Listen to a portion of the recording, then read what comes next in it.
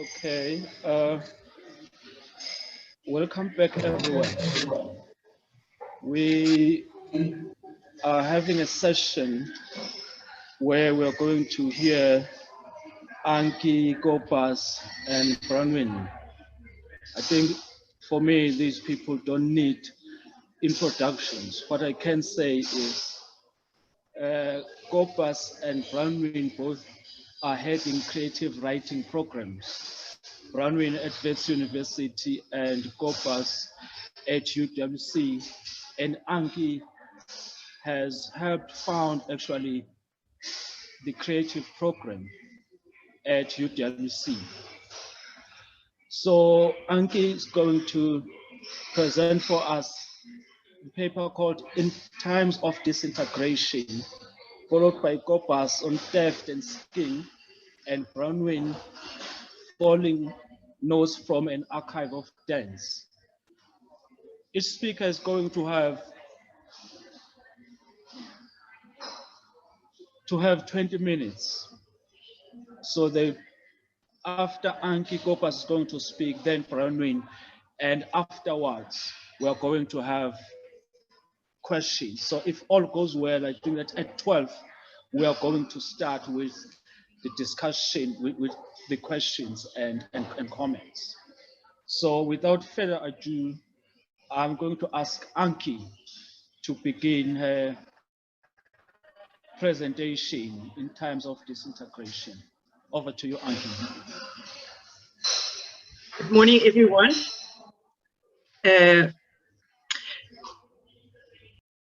A few years ago, I came across my favorite poet, Alice Oswald, gave a talk about the difference between American poetry and British poetry.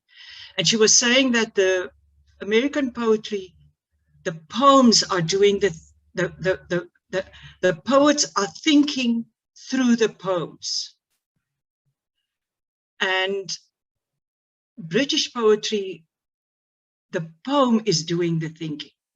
So I don't want to discuss this poem. I just want to make two comments.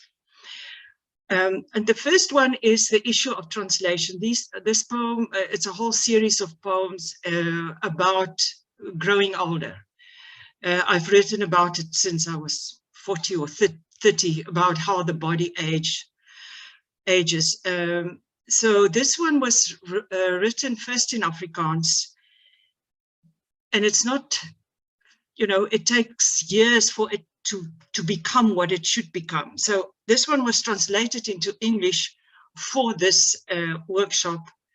I don't think it is finished, but it is very difficult for one to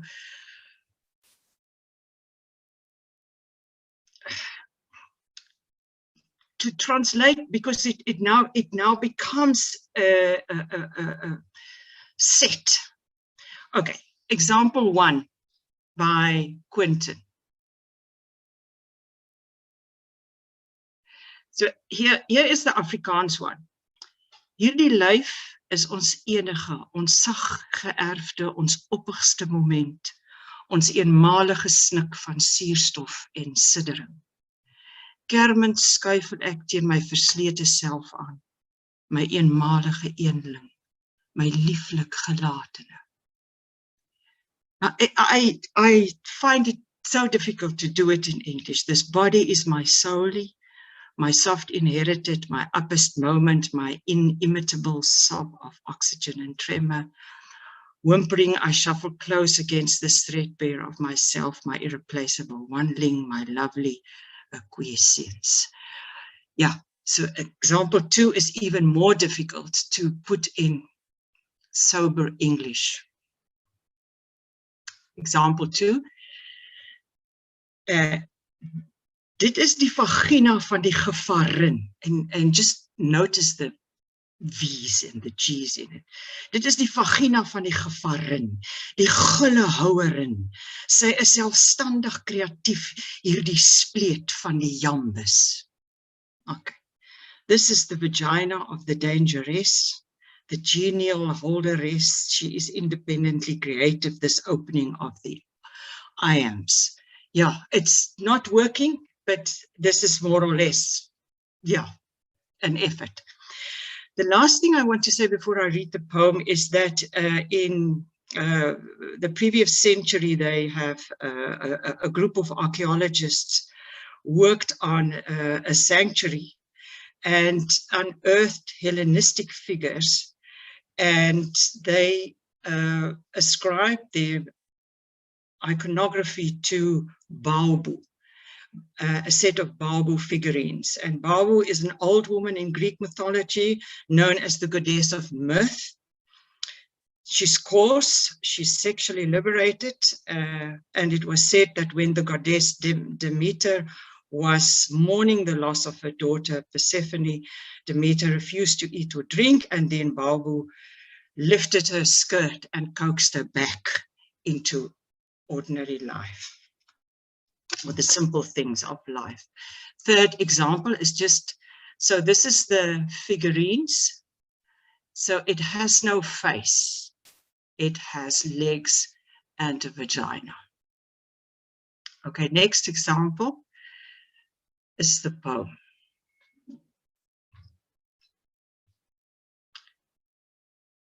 Beloved of the calm slope and clear tendril, in this light-headedness of listening, I pull you closer through malignant shrubs of bush virus, of human hate scorching the hair on my arms. I hold you near, your shirt pocket against my cheek, while rumors of death crash against our artery walls. As I turn away, you transmute into our daily bread defender. On old age, you turn your back against conspiracies and climate fear. You countervail. You outfox feelings of guilt, brush potential exploiters from the table, and bulwark our chances of survival. Your eyes are formidable of it. Your teeth melt with fearsomeness. Your hands purify all bolting against disaster. You will bruise us into each other for the right to an ending that has been made by us. The city drifts around me in virus and splendor. Before I turn the front door key, I hear you somewhere, like a sack of broken glass. Coffee.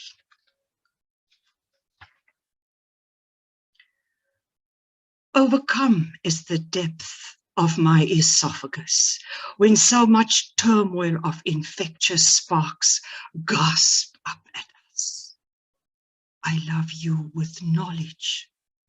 With lifelong charting, we have measured our bodies, the aging of our bodies, the enduring of our bodies, the remembering of how aware we once were. I invent what you once have been, so more than clauses. Oh, you adorer of my countenance. How had the earth's curfews left us suddenly, so lonely, so bare blundering, so disparately anxious. Stars stare our promptnesses blind as we with dread lovingly try to sustain ourselves. Come, glide into me from your abdomen. How is it possible that this body, as it was so irreplaceably compiled, only lives once, and now knows that how many are decomposing in heaps? This body is my solely, my soft inherited, my uppest moment, my inimitable sob of oxygen and tremor. Whimpering, I shuffle close against this threadbare of the self. my rare wandling, my lovely acquiescence. Oh, body, become again the cold-blooded brute of endurance among all these slayers and countless internet entangled ones.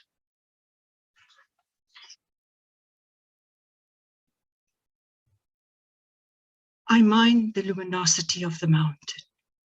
It is my open-faced beloved. Do you see my mouth being killed in isolation, O soul tenderling? The pomegranates keep on reminding, and I do my utmost. I shimmer my vertebra, I smack my heels. I will come through the slaughter. The vulva is like beer, laughs Balbu. She lifts her dress. Come plough me and my arrogant barley fields. The axe marks you see is free thinking and of fame. See, all that will be left is our resistant screaming with laughter.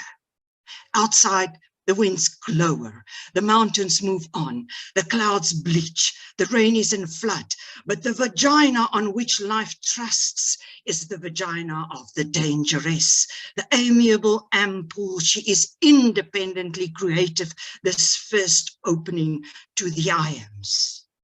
Our bodies lay our foundation. We stare from our breasts. We scream from our cunts. Cursed is the Beelzebub who so praises his own stem. Wildness, wildness, oh God, my heart is like a wolf. Our ruin crumbles like shells under my paws. I slurp death's brains, grind his hinges, gobble him with a hairy ditch, scorch him in resorts of urine, a mouth of stool, until I break out new from my sweaty quarantine. Rise again, Bawu calls rightly. Rise again and be like wild mane or ass stallions or boer or coggoats. Overstep yourself on the glimmering body wheel so that every bone of yours break into life and explode inwards like stars without bethinking.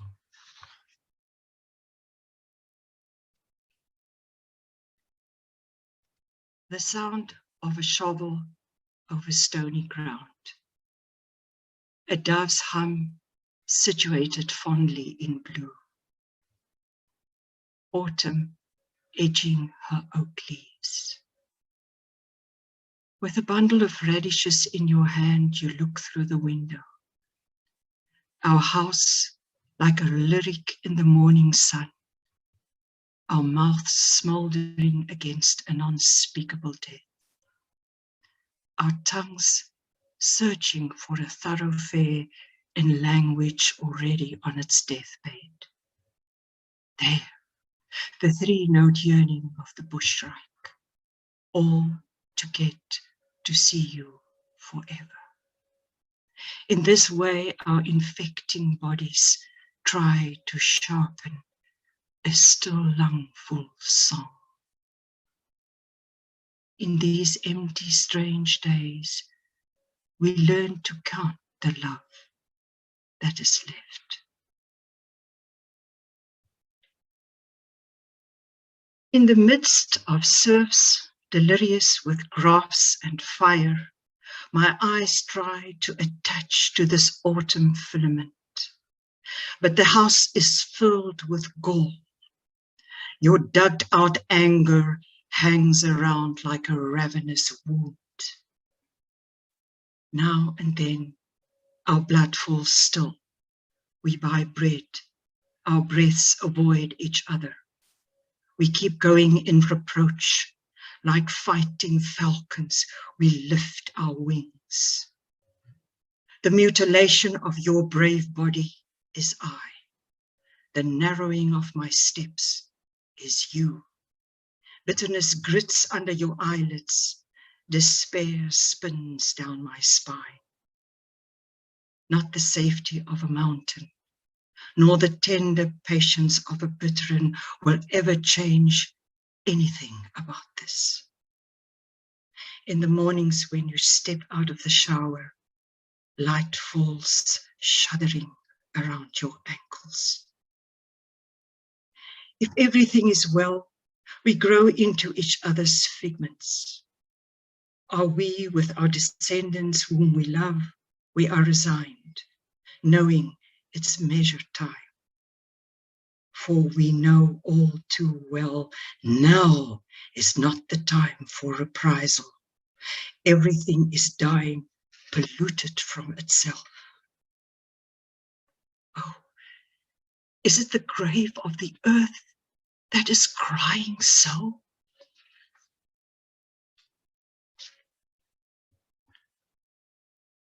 Please tell me then, my unescapable, unfamous, all confused self, who was this body once with life as its beloved? Open your mild mouth, O body beloved, how graceful I once could walk on bare feet, how stridently my neck could stretch. More and more poisonous, we see different endings swab along the sides of our fears. Our throat sinews pull the strap tighter, our eyes shrink in the buttonholes of skin. Our foreheads drowse in stains, our elbows suck warts, smell escape from our torn life sacks. Around us the end hobbles with its deadly pliers. We fight, we fight, we are scared and we fight for our one joint body. Surrounded by the bacterial spray of mortals, we keep on seeing it. Death with its long ropes.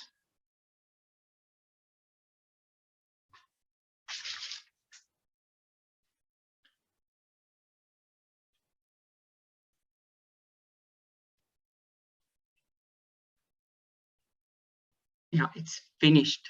I'm finished.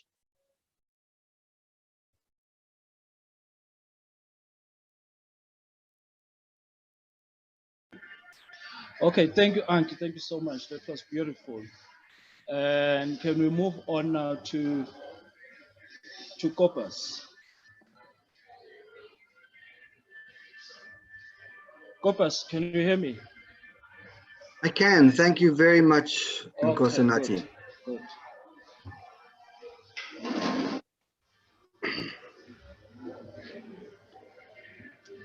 Good morning, colleagues and friends.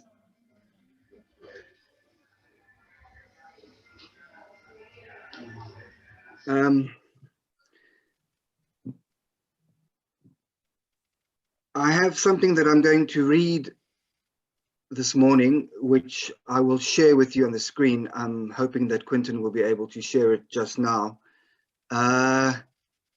It might be, yeah, pretend that it's not actually there yet. Try not to actually look at it yet, if you can, because it might throw me off while I try and talk about it. Quentin, perhaps just, yeah. So it's really interesting. This is a piece I've been working on for a while. And it's interesting listening to the talks this morning because I'm struck by how many of the concerns, the preoccupations that other writers, speakers have been wrestling with this morning are similar to the kinds of issues that I'm trying to work through in my piece. Essentially, for a long time, I've been struggling with this question: how does the body speak? It does speak. It must be given, it must have its language. For us who occupy bodies essentially all of our lives until we no longer occupy them, we never have a break from our body. It is with us unceasingly. But Do we listen? Do we hear? How do we talk to it? What is it saying? I have no answers for these questions, but these are the things I'm trying to struggle through in my writing. And then also, interestingly, as I get older and the bits drop off, it becomes a concern, the change of the body, the changes in the body, and how those come through in my writing, and what my writing is able to do to keep up with the pieces that drop off. So before I read my piece, I'm going to just, there's two short paragraphs that I've put together, I suppose in some way, a kind of not really a summary, but for me to try and understand what I'm trying to do in this longer piece that I'll read just now. What is it to be inside the structure that you are made of? To be both landlord and tenant of your skin and your bones, your thoughts and your feelings. To be indivisible with an inside and an out. What is it to break down, to lose function? What is it to slow down, to struggle? What is the experience of pain? How does pain speak? I have heard this voice all my life. I say this in a factual voice. My piece will probably be over before you even blink, so I'm going to try and read it exceptionally slowly. All right, Quentin, if you don't mind sharing, thank you so much. The piece is entitled Theft and Skin. I'm not entirely happy with the title, and if anybody has more inspired titles, I'd be happy to consider them. It comes in 14 or 16 parts, I can't remember. I won't read the numbers. The man sat hunched in front of the dark window with his notebook open, and the dark window open in front of his notebook, and his notebook open to the wind in front of the dark window, in front of his open notebook. Darkness and wind, wind in the dark, snagged on the branches of the bare oak tree. The image of himself, a featureless fish, lopsided and grey in the dark glass.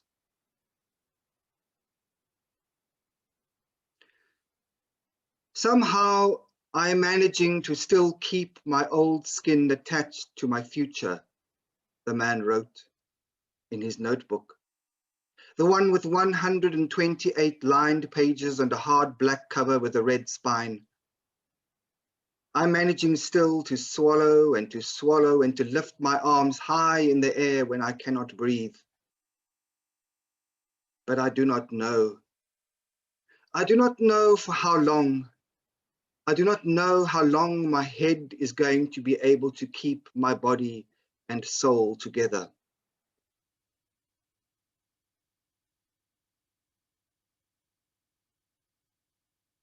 I know only a few words, the man admitted in his small room at his old pine desk in front of the bare window. And the few words I do know are getting fewer and fewer. Some fall out of my pockets and are eaten by other words. Some cannot remember their homes and wander the streets all night with their hands open, their mouths dribbling. Some get stuck in the tires of the heavy grain trucks that rumble through the center of town. But perhaps it has always been like this, the man admitted, stretching his mouth wide silently and banging the sides of his head. Perhaps I'm only recognizing it now. The indecipherable scrawl across the page, the long terror in my gut like acrophobia. Yes, Yes, it has always been like this. There has never been any pleasure in it.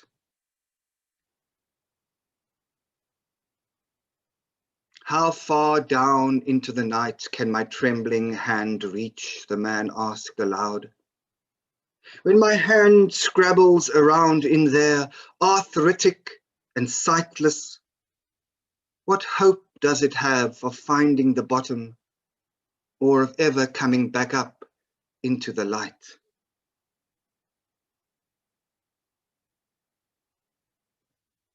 Hide me away. Oh, the man wrote in an old-fashioned letter to his lover, the young woman who had come to him out of the freezing Atlantic, she who had left her sleek pelt on the seashore and wandered inland, shining and curious. You must find a small cardboard box, he wrote, and you must bend me double inside it. Then you must fold the lid closed over me, left flap first, then top, followed by the right, and finally the bottom, which you must bend carefully at the corner and fold underneath the first flap. Hide me away, please. Oh, hide me away, far from my hungry eyes and my hands, hungry as eyes and as hands.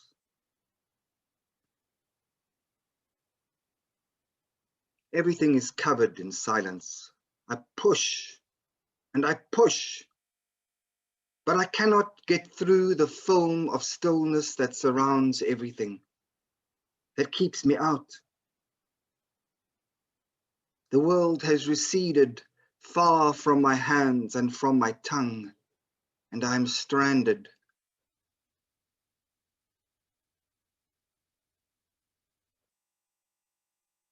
Now the cold comes in through the gaps in the sky, the gaps between the light and the air, between the edges of the wind and gravity.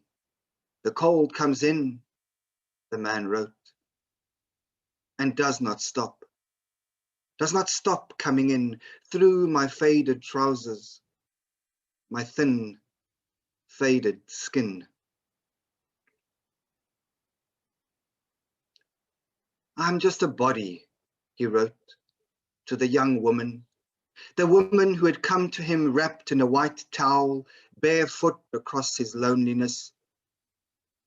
She who could not find the place where she had left her sleek skin, her dark pelt with the matching earrings of salt. I'm just a body, the man wrote. And my body is a machine for going somewhere and a machine for doing something. It is a machine for being an animal and an animal for being the feeling that plants have inside themselves before they open their mouths.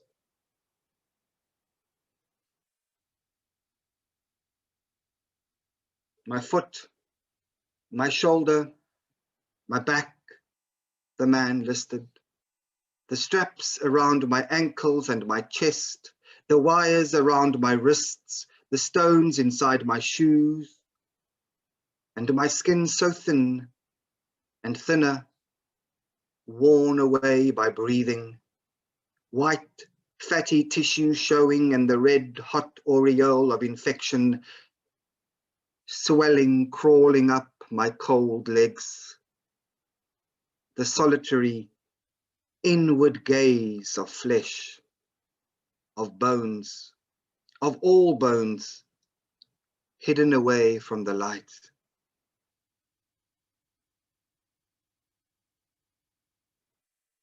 In my head, a wheelbarrow trumbles over stones toward the river, the man wrote, sitting in his empty bath, hugging his cold skin. But the river is empty, and the wheelbarrow throws up its handles in despair. Only ghosts and dead children can drink now from that long scar in the ground.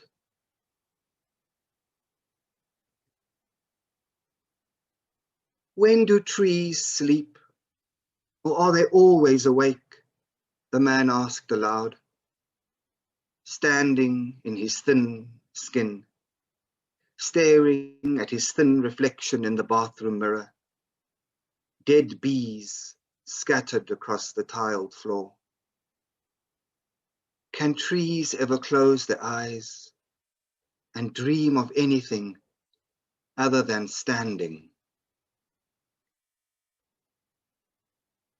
It is sensation I crave, he whispered to the white walls of the small toilet cubicle. It is sensation, not pleasure. It is the feeling that runs along the entire length of my skin like an electric fence that keeps all of the wildness in. In other words, he wrote, to the young woman whose skin he had stolen, whose skin he had licked and bitten and chewed, so that he could taste what it might be like to be young again, so that he could float upon the land like a skirt instead of crawl. I'm a worm, he wrote, because I have no real legs. I'm a worm because I'm always rolling and always going under instead of going over.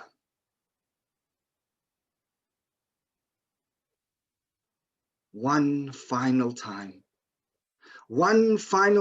he wrote to the young woman, she whose home was the ocean's silent floor, she who wandered the rocky shore calling and calling for her waterproof skin so that she could return to her wet element, so that she could breathe freely again beneath the salt water. One final time, I want to hurl myself against your body. Oh, one final time, I want to be carried away by your rough tide before I'm carried away by the rough tide.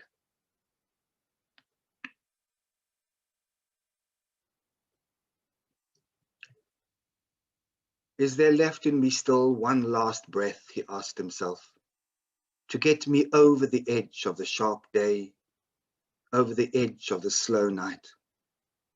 For my body is worn down by breathing, tired from standing in the same sack of skin for nearly 60 years. I am in need of some outrage, some wet violence to put my circulation right again. So desecrate me beautifully, he wrote, to the young woman's skin he had stretched and salted and pinned up behind his bedroom door. Now and now, he wrote, before these bones stink, before my breath rots, before, he wrote, to the dark, to the wind. Thank you.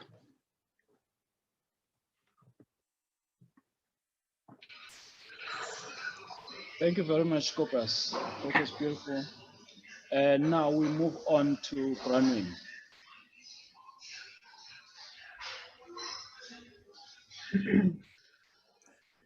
Thanks, Nkosinathi. I follow Anki and Kobus with some trepidation.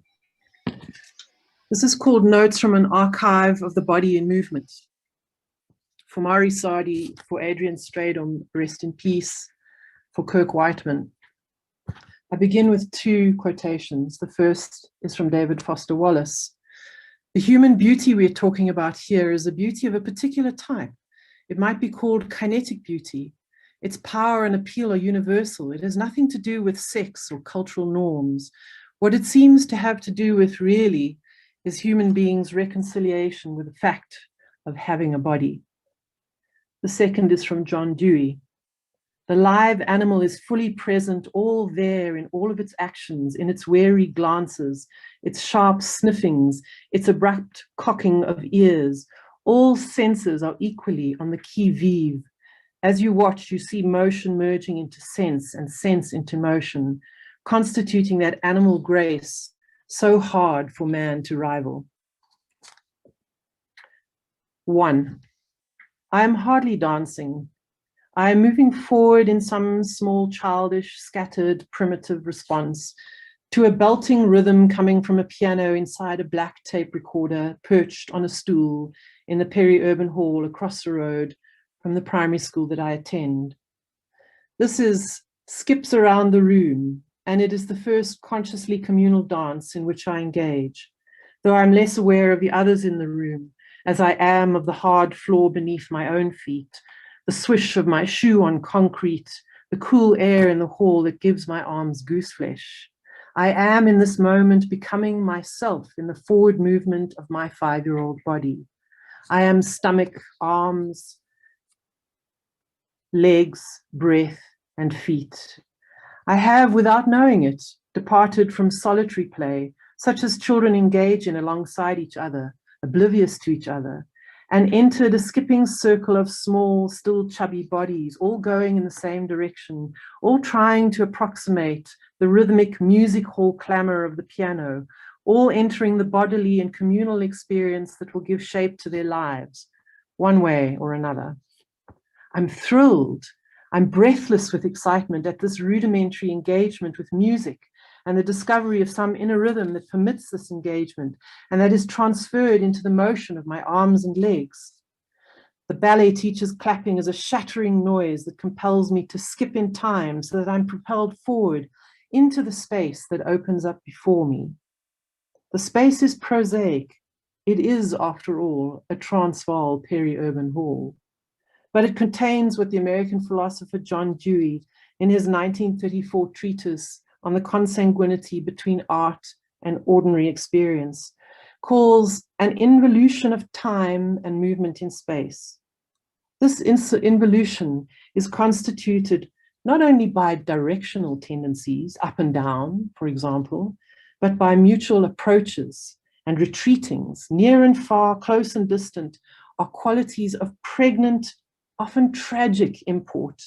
That is, as they are experienced, not just stated by measurement in science. They signify loosening and tightening, soaring and drooping, rising and falling, the dispersive scattering and the hovering and brooding unsubstantial lightness and massive blow. Such actions and reactions are the very stuff out of which the objects and events we experience are made. My childish excitement is at the newness of it, but also at my first faint cognition of the translation of ordinary motion into an aesthetic experience. I discover, though I hardly know this yet, that one may lead to the other, that the running and jumping, the climbing and tripping that have been up until now a demonstration of my animal being may eventually point in the direction of something altogether sublime, though this for the moment is simply skips around the room. 2. I am swiveling around my firmly planted left foot, looking for where to throw the ball. It is a high-felt winter afternoon netball match on a hard court next to the prefab classrooms on the upper playground. I am connected to the asphalt surface by this basic rule of the game: plant one foot and do not lift it before the throw, which means the body must turn around the fulcrum of foot, ankle, and leg, and then must spring away in a dash for the goal end. Catch, swivel, throw, run. On weekends, I play at this game by myself or with my friend Camilla. We spend hours tossing the ball or shooting goals, hours on the stretch of grass below the swimming pool, feeling the smack of the ball into the palms of the hand, hearing over and over its satisfying clunk and whoosh as it drops through the basket. These afternoon sessions with Camilla signal that I have gone from playing to practicing, and from here it will be an easy transition from practicing to training. There is a difference. Around this time, a student teacher who walks with a cane and is unable to bend her left leg comes to teach for a while at our school. She is young and beautiful. For several weeks when I'm alone, I practice walking with a stick and keeping one leg stiff.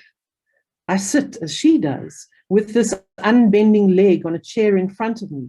I am struck by its strangeness, And though I do not understand it, I am contemplating the possibility that the body, which up until this moment I have not thought, this body that has been me up until this moment, is not me.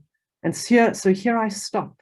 And by virtue of the game I play, the game of pretending that I cannot bend a leg, that I know without even thinking it, can bend, can be straightened, and can propel me into a run. By virtue of this, I think the body outside of my experience of being.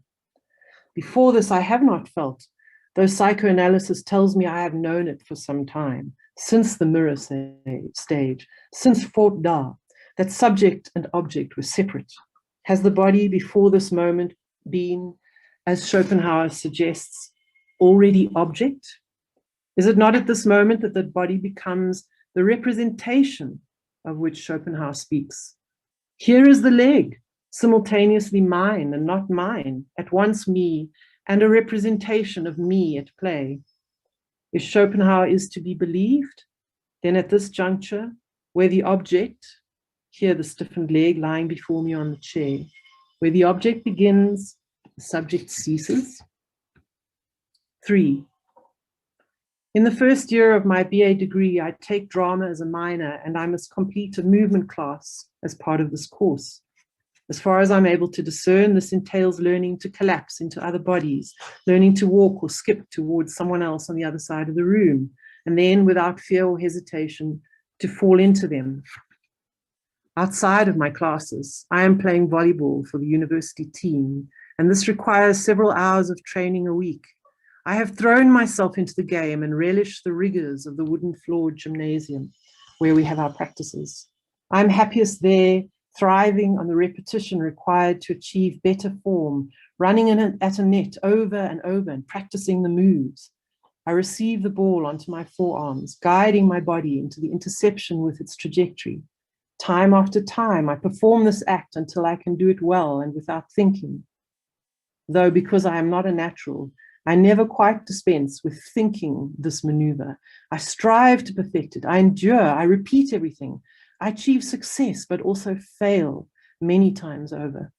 My greatest obstacle is thought, the inability to marry subject and object.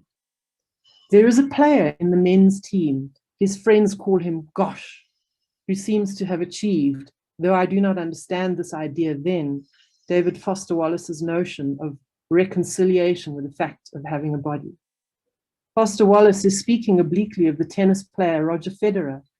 Federer is not bodily in the way that his rival Rafael Nadal is. Indeed, Nadal gives the impression of a body that threatens always to go out of bounds. His tics and jerks, his obsessive touching of his body seem to be a sign of his anxious corralling of its unruliness. Federer, however, is distinguished by a body that is perfectly marshaled towards its goal. He is also a player of preternatural intelligence, a thinking player, though one for whom thought is not an obstacle, but an instrument of war. Gosh is neither a Nadal nor a Federer. He is an altogether different kind of athlete. He is louche, he is feline. His body knows where to put itself, how many steps to take into the hit, how to uncoil in mid-air, how to smack a ball at the height of its trajectory so that it is turned into a missile which will knock a badly positioned opponent clean off his feet when it strikes him. The drama movement classes that I'm compelled to take do not interest me. I am bored by the pretense at falling. I do not understand why clumsiness is to be cultivated. I am not interested in soft bodies that roll onto the floor and seem to lack discipline, that are encouraged to go out of bounds. 4. I have begun to race on a velodrome. This activity is the most difficult yet, the most taxing that I have undertaken. It requires me to train until I'm physically ill, until the lactic acid burns my legs into numbness, or I vomit from the effort of the sprint. My body changes shape over the months of preparation for the World Championships in Manchester. I note these changes, measuring them not as the goal, but as the inevitable alteration of the object undergoing the stress of training. The gluteus maximus is now a muscle of which I am conscious. It begins just below my waist and runs in hardening and thickening mass over the buttock and into the back of the thigh. It is the most important muscle, the one that drives acceleration, that powers the forward and downward thrust of the legs at the beginning of a standing start and during a sprint. On a fixed wheel bicycle, the standing start requires that a large gear at rest be levered into rapid motion by the legs. With my coach, I drive on weekdays to a stretch of quiet, tarred road beside a sewage works in Bed-Stuy, Brooklyn. My coach spent his childhood in this neighborhood, and he knows that we have 100 meters of flat tarmac to ourselves here. He makes me practice the standing start over and over again.